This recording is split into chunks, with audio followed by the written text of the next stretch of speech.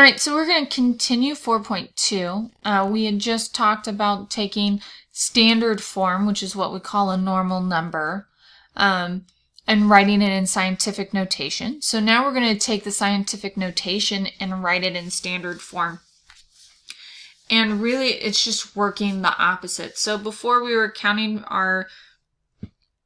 figuring out our decimal moves by counting to the left. But when we have a positive exponent, we're going to move our decimal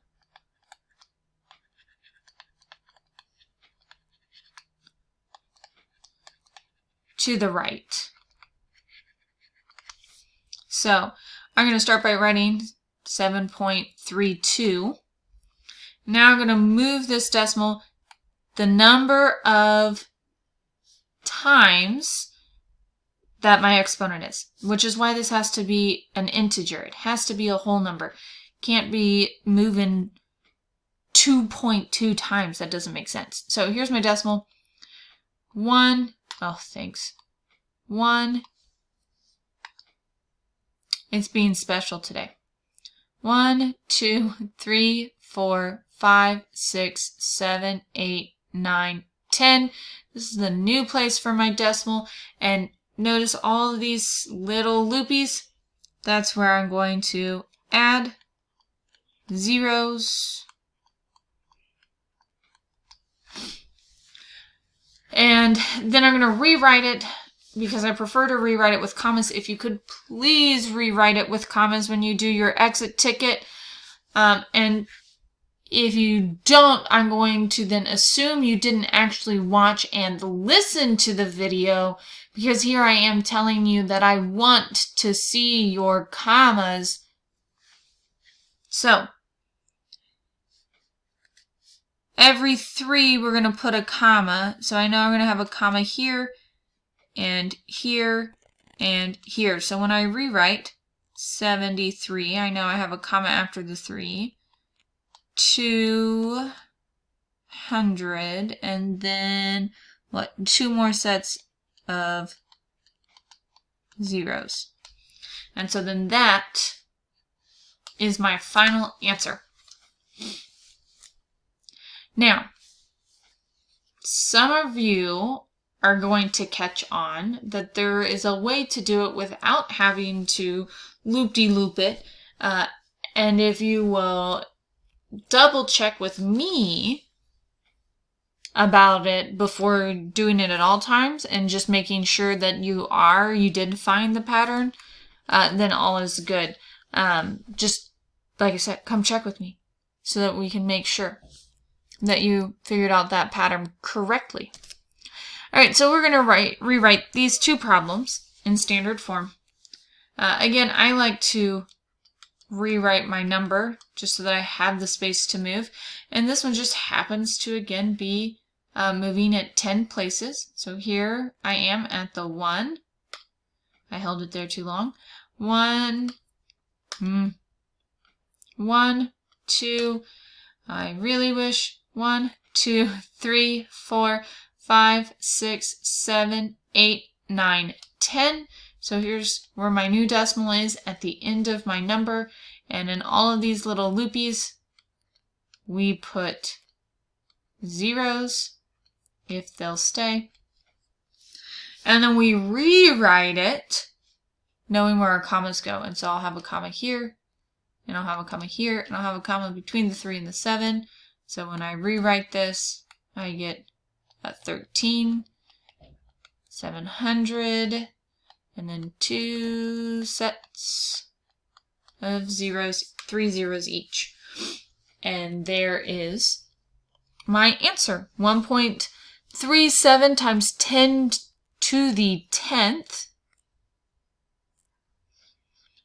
is 700 million as a number. But this is so much easier to write. So, all right, so second one, 4.37. We're doing this one 10 times. We're doing this one 5 times. So 1, 2, 3, 4, 5. That's 3 zeros. So our answer, when I write it with the comma, 437,000 is my answer. All right, example 3. The list below shows the number of bacteria, which is a lot and gross, in 4 colonies in a microbiology lab. Estimate each number in scientific notation using, and when you're doing your Math Excel, please read your directions carefully. Single digit for the first factor, then determine whether each statement is true or false. So we're going to write these in scientific notation. So when I look at this, we're going to move our decimal from here. 1, 2, 3. Oh, thank you. I'm so glad you decided to pop up. Let's try this again. 1, 2. Oh no, it still doesn't want to work. 1, 2, 3, 4, 5, 6, 7. So we're moving it 7 times. Now it wants it as a single digit, so we're rounding. And I know we're rounding because it says estimate, right? So here where I have 7.9, I need to make it a round number. So the 9 gives the 7 a shove. And so this would actually become 8. You could put 0.0. I'm just going to write it as 8 times 10 to the 7th. And here, 1. Oh, no, it's going to be cruel too. 1, 2. We'll just dot them. 1, 2, 3, 4, 5, 6. So this is where we're moving. We want to round. So the 1 does nothing to the 2 because it is below 5. So we're going to have 2. Again, you can do 0.0 if you would like. Times 10. And 1, 2, 3, 4, 5, 6. 10 to the 6th. All right. And then our next one. 1, 2, 3, 4, 5, 6. And again, when I go to write this, 6.1 rounds to 6. So we're going to have 6 times 10 to the 6th.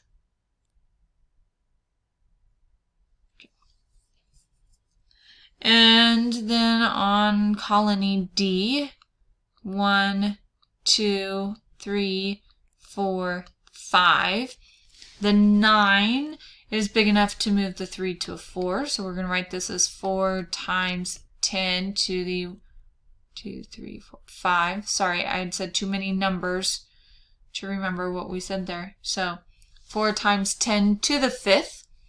So there we are, or those are our colonies estimated and written in scientific notation. So colony A has about 40 times as many bacteria as colony B. And so we've got to figure out if colony A actually does have 40 times as many bacteria as colony B.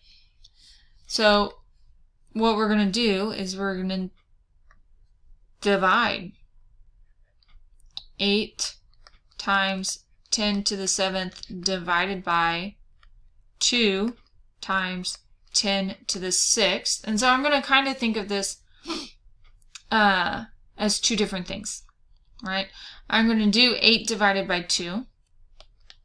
So 8 divided by 2, which will give us 4, right? And then technically it's times, and here we have 10 to the 7th divided by 10 to the 6th, which if we remember our exponent rules, we would subtract 7 minus 6 gives us 10 to the first power. So we have 4 times 10 to the first power. And 10 to the first power is just 10, so 4 times 10 equals 40. So colony A has about 40 times as many bacteria as colony B, and the answer is yes. So this is true. B is wanting to know if colony C has about 30 times as many as colony B. So C, we're going to take 6 times 10 to the 6 divided by, because when we're doing as times as many, the opposite of times is division. So that's how we figure out if it's 30 times. So 6 times 10 to the 6 divided by 2 times 10 to the 6. And the reason why is the way that it has it. Colony C has 30 times as many as colony B, so we got to put C on top. So again, I'm going to do 6 divided by 2, which gives us 3. But 10 to the 6th divided by 10 to the 6th is just 1.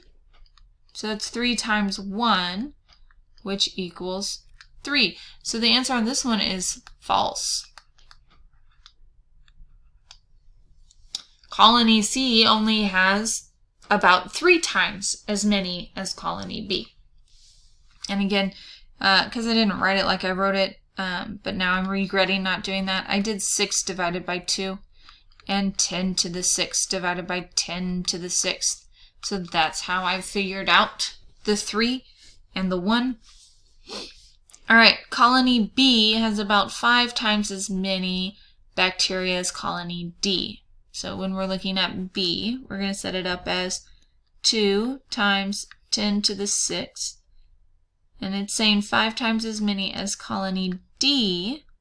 And colony D is 4 times 10 to the 5th. So again, I'm going to take 2 divided by 4. And then I'm going to do 10 to the 6th divided by 10 to the 5th. And so what I get, 2 divided by 4 is 0.5. It's 1/2. I would rather do fractions, but fractions don't work with scientific notation. So we get 0.5 times, and then 10, so 6 minus 5 is 1, so we'd have 10 to the first power, which is 10. And 0.5 times 10 is 5. So colony B has about 5 times as many as colony D, so that answer is true. So you may be doing ratios. If it says anything about a ratio, you'll put the first thing that it asks about over the second thing, and then do the division, which is easy when they have the same exponent, because that just divides out, and you're just looking at, say, for instance, on B, 6 divided by 2 equaled 3, and I didn't, the 10 to the 6th, excuse me, the 10 to the 6th divided by 10 to the 6th equals 1, so it makes it easier. But this is one of your harder problems, which is why I wanted to do it for you. Until next time, when we get to talk about small quantities as opposed to large quantities. So, see you there.